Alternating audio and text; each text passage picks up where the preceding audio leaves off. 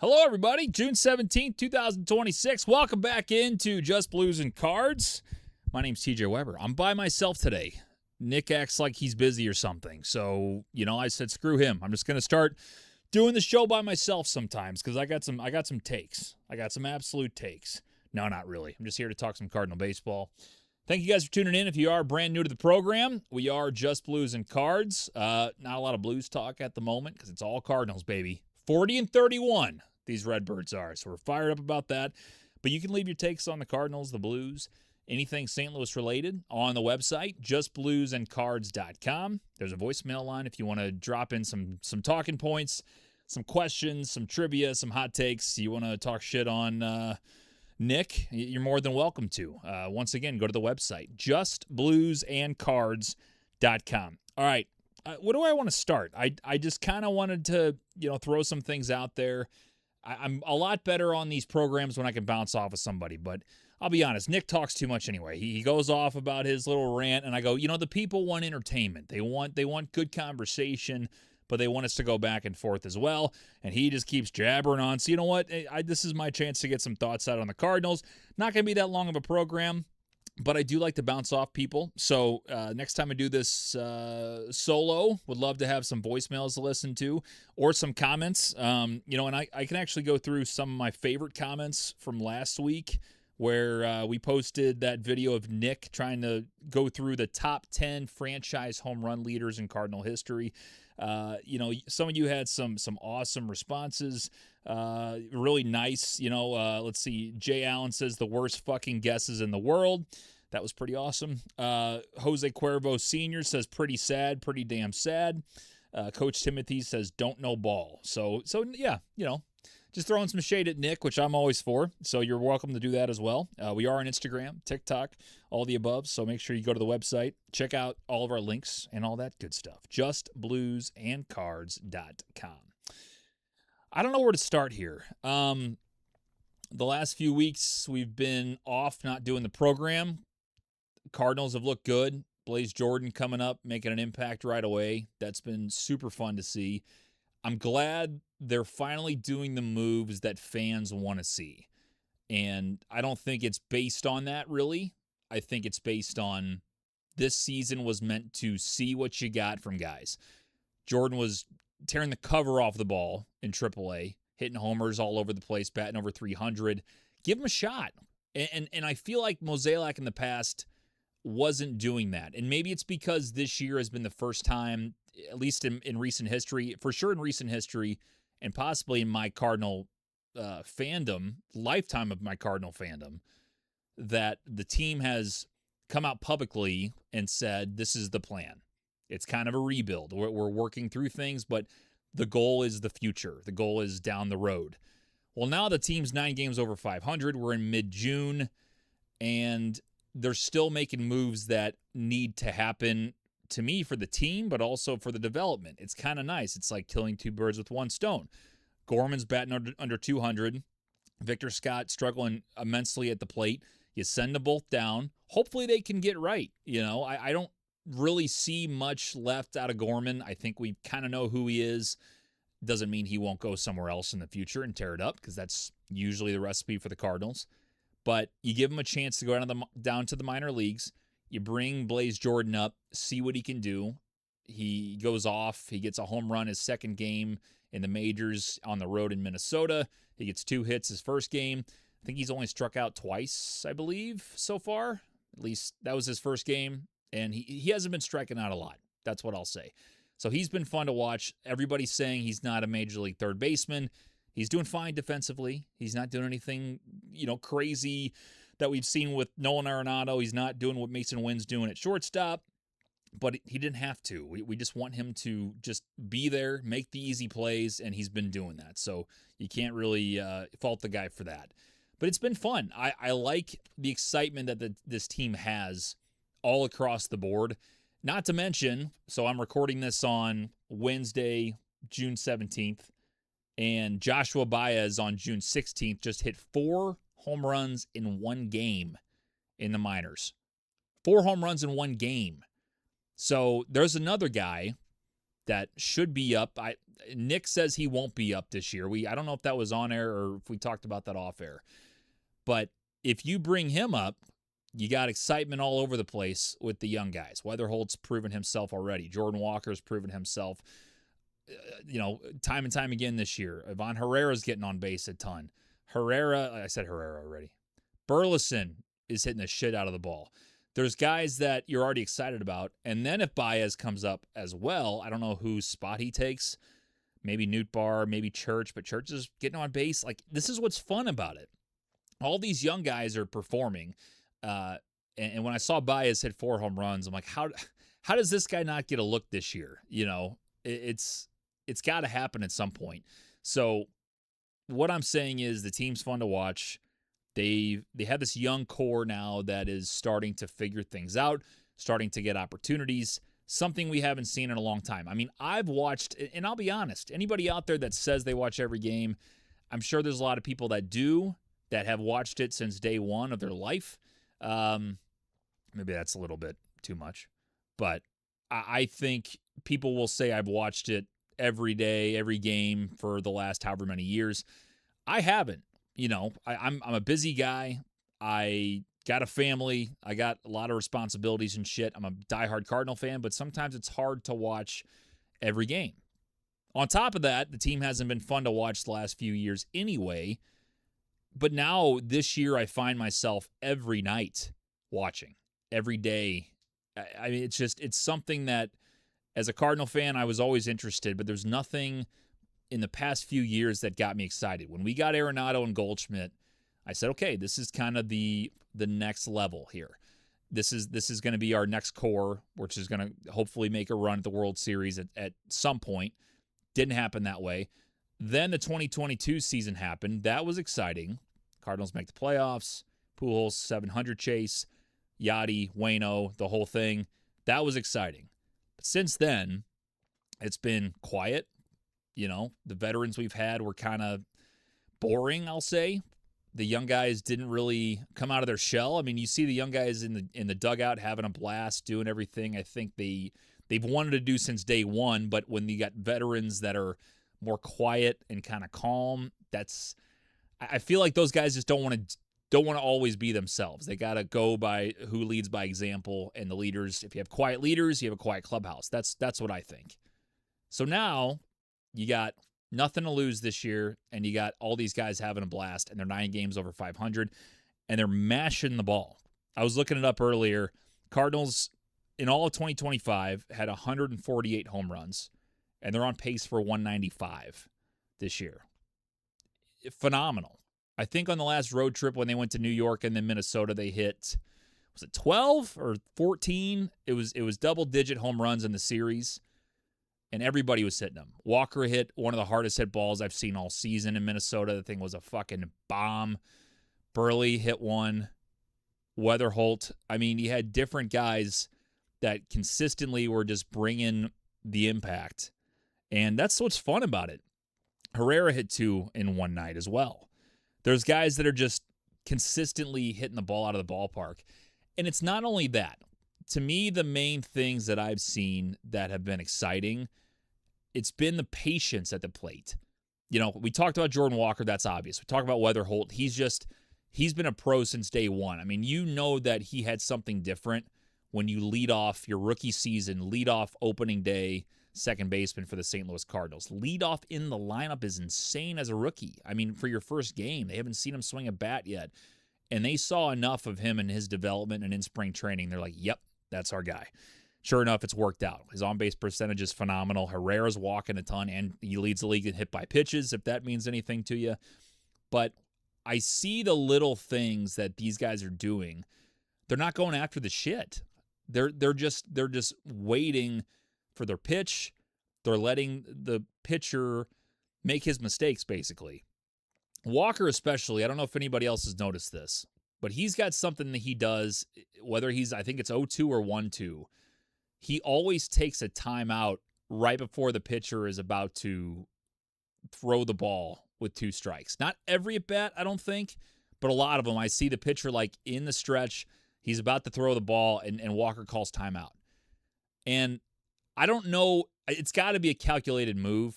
I don't know if he's trying to really get in the pitcher's head. That's not, to me, what's going on. It's him settling in. Maybe he sees something that the pitcher's doing with their hand when they're setting the ball in the glove. Maybe it's him getting in his mind, like, I want another second to think about this. But I've noticed with 2 strikes, he's calling time way more consistently. And I love it because he's kind of like taking control of the at-bat. He's saying, like, no, this is my pace. I want to do this. Pitcher's going to be pissed off anyway.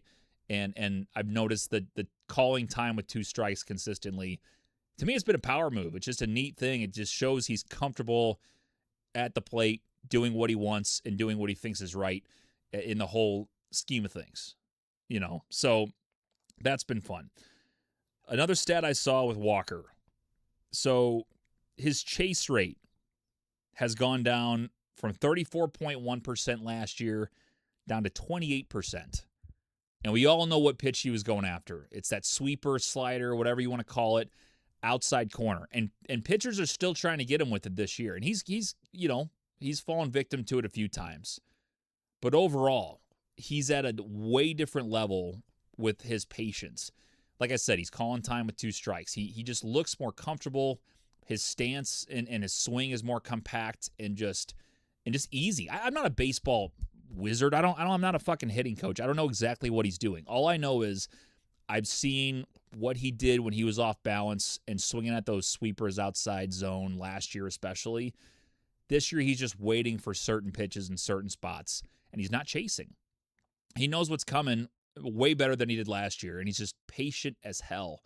And he's so dangerous with his hard hit percentage that the combination is lethal, and that's why you see him having such an amazing season. So Walker, God, if he can just keep this momentum going, the mindset, the confidence, and then just his mechanics all together, he's going to be amazing for a long-ass time. I can't wait to see it. So another thing I wanted to talk about was with the success that the team has had, we talk about the offense, and at times it's been frustrating because the offense shows up and then the pitching more in line. The bullpen has struggled at times.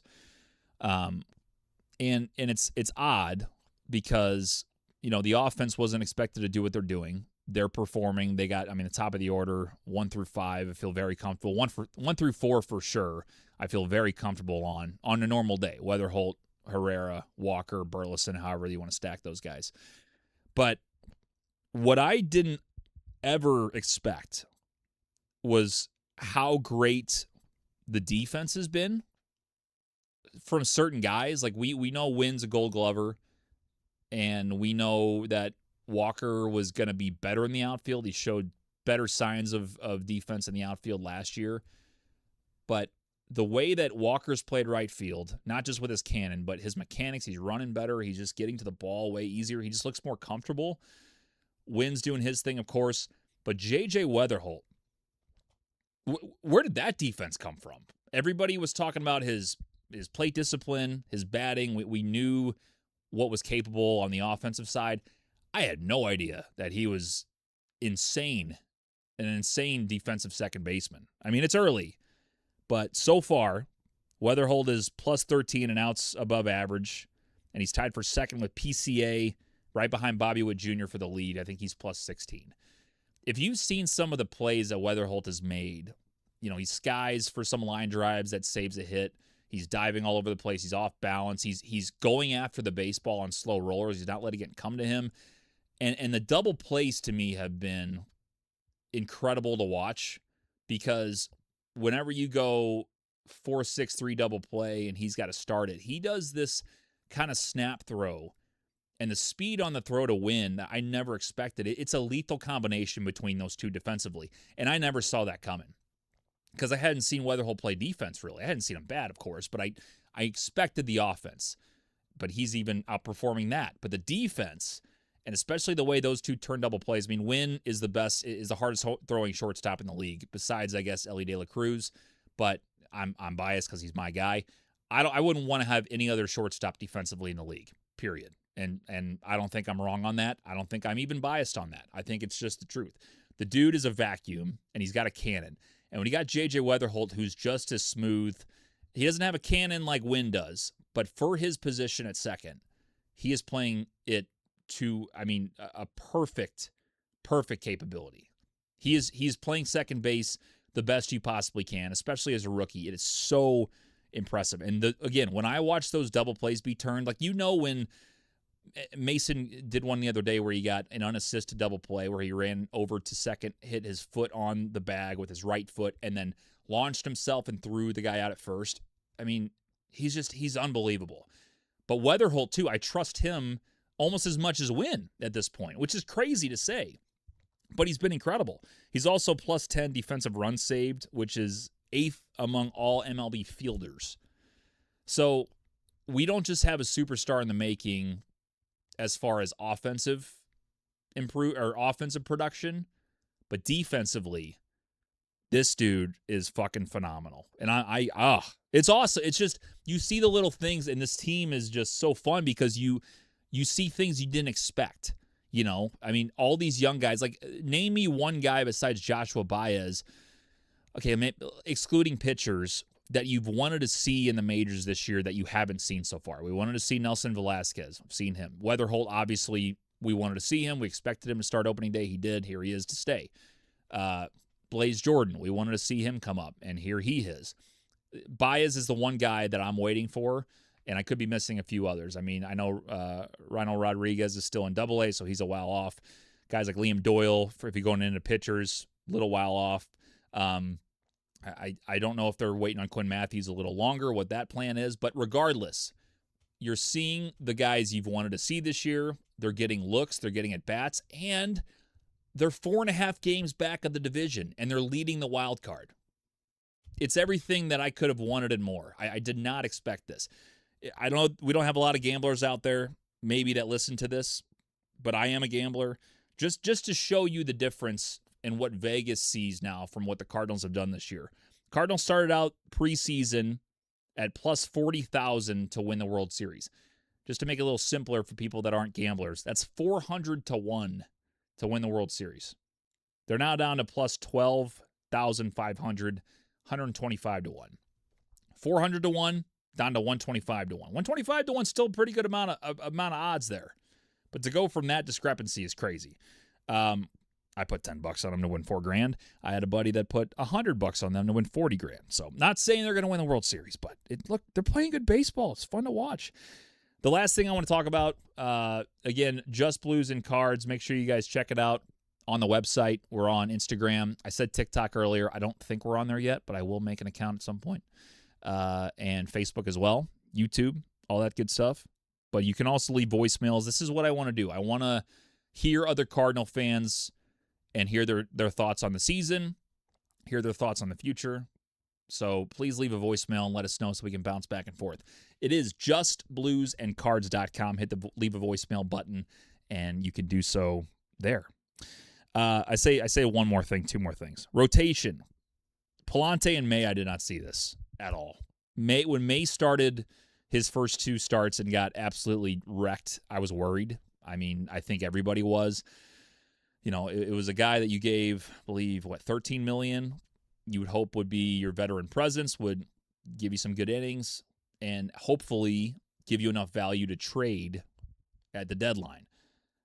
And first two starts, I didn't see it. I'm like, here we go. It's a wasted signing. Here we go. Since then, he's been demanding his fastball and his cutter. Everything is just moving perfectly. He's painting the corners. He's got confidence. He's got confidence in the defense.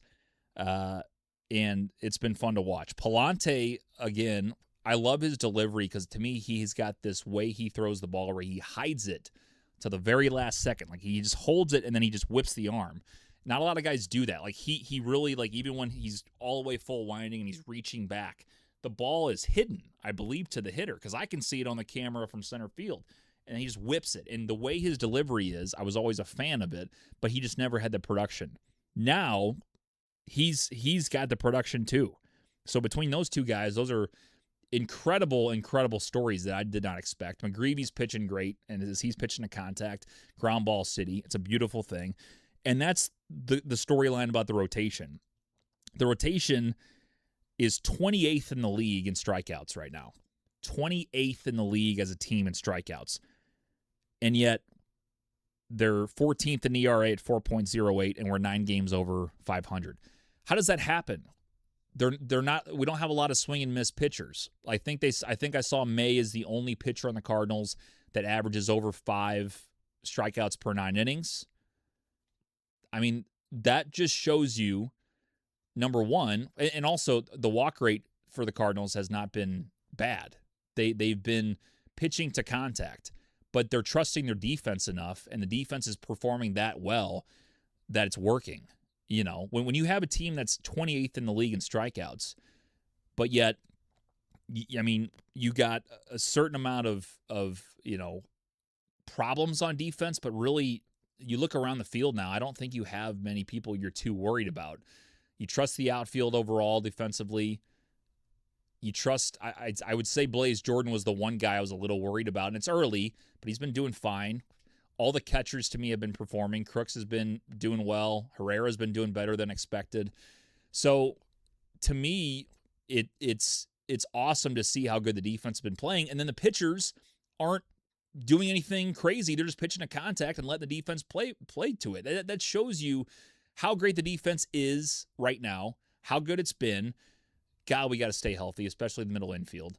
But the pitchers, I think it takes the pressure off of them to try to get this swing and miss stuff. And they might not have it, let's be fair. They might not be that elite to have swing and miss stuff, but they don't have to.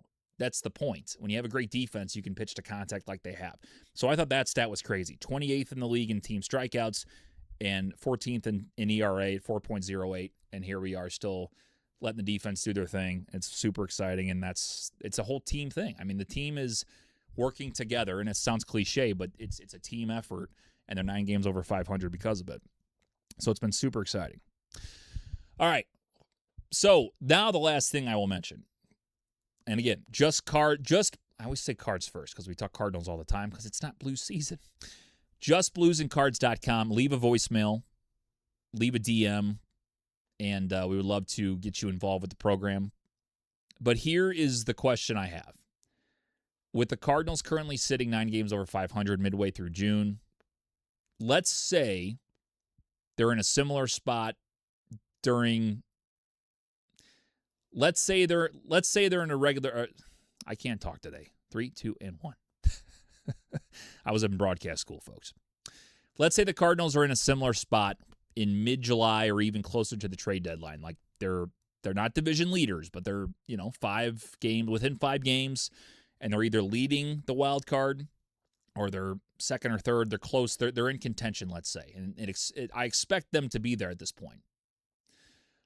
Do you still want to see them trade the guys that I believe they were planning to trade? So to me, there are 3. It's Riley O'Brien, Jojo Romero, and Dustin May.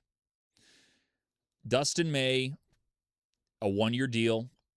I think we all expected, if he performed, to be traded at the deadline. Now, he has been performing better than any of us expected at this point. I mean, he's had 2 opportunities at perfect games and no-hitters that have gone very late into the game. Didn't come to fruition, but regardless, his last time out had a 1-hit shutout. His value will not be higher. So I understand if the team is performing, you don't want to rock the boat. However, with what Heim had said preseason and alluded to, saying like, we're not going to steer the ship away from the plan we have, I mean, I still think they're going to trade these guys. And I agree with it, by the way. And I'll say, and there's people that might disagree, but here's the deal. Like I said, you're not going to get May at any higher value than he is right now. If he continues the way he's pitching, especially through July, I mean, it's a fantastic signing. He did a lot for you, and then you can get a lot from him. Same with JoJo has been up and down, Riley O'Brien up and down, but they overall have been pretty good this year. They're veteran guys you don't have, put on for the future. So to me, you can do this because the value will be there, because you still stick to the plan.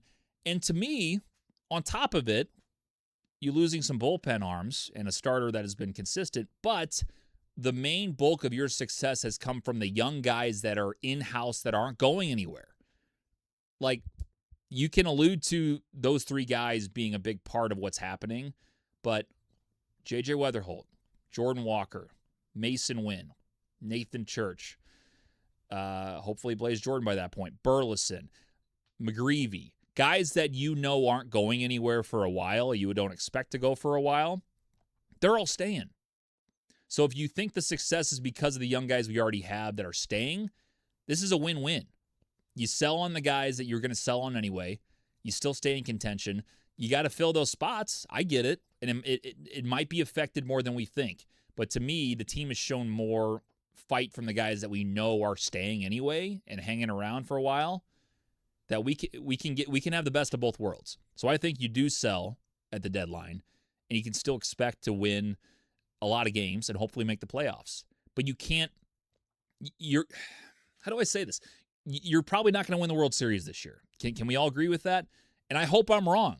I root every day. I think we're a damn good team. But, like, when you look at the Dodgers and the Yankees and all these top teams with top talent, top pitching staffs, that's the point. I think our pitchers have outperformed. And, again, defense has backed them up a lot. But you saw the stats with swing and miss. That, I think, can put a damper on teams at some point, and especially in the playoffs. You need guys in the pitching staff that can lead by being dominant in the playoffs. We don't really have those guys. May's been that guy lately, but I don't expect him to be like that all season. And again, if we might trade him anyway. What I'm saying is, you can't take the success of this year and ruin your plan, move your plan to the side because of this. So I fully agree and think they will trade some of these guys, but I don't think it changes much. I think it's okay. Like, I think the team can still be successful and trade those guys away during the deadline. So let me know what you think. I'm super excited to see the responses on that. I say excited. I'll get a little smile on my face. How about that? I'm interested in seeing the responses that you all have, because I think there's going to be different opinions for sure. So let us know what you think. All right, that's going to do it, guys. Just Blues and Cards, June 17, 2026. Who needs Nick? I had a great time talking to myself. This is fantastic. To be honest, I want to talk to you guys. So leave voicemails. I will play them all show and react to them. I love talking Cardinals. Blues, we haven't talked about much. I really haven't been locked in. It's still early in the season. I don't even know when the draft is, but hey, I'm pumped. We'll get there soon. But it's all Cardinals right now. 9 games over 500, 4.5 back of the Brewers in the division. Wild card. We're in the lead. It's a good day to be a Cardinal fan. All right, guys. Talk to you next time. This is Just Blues and Cards, justbluesandcards.com. Thank you for tuning in. See you next time.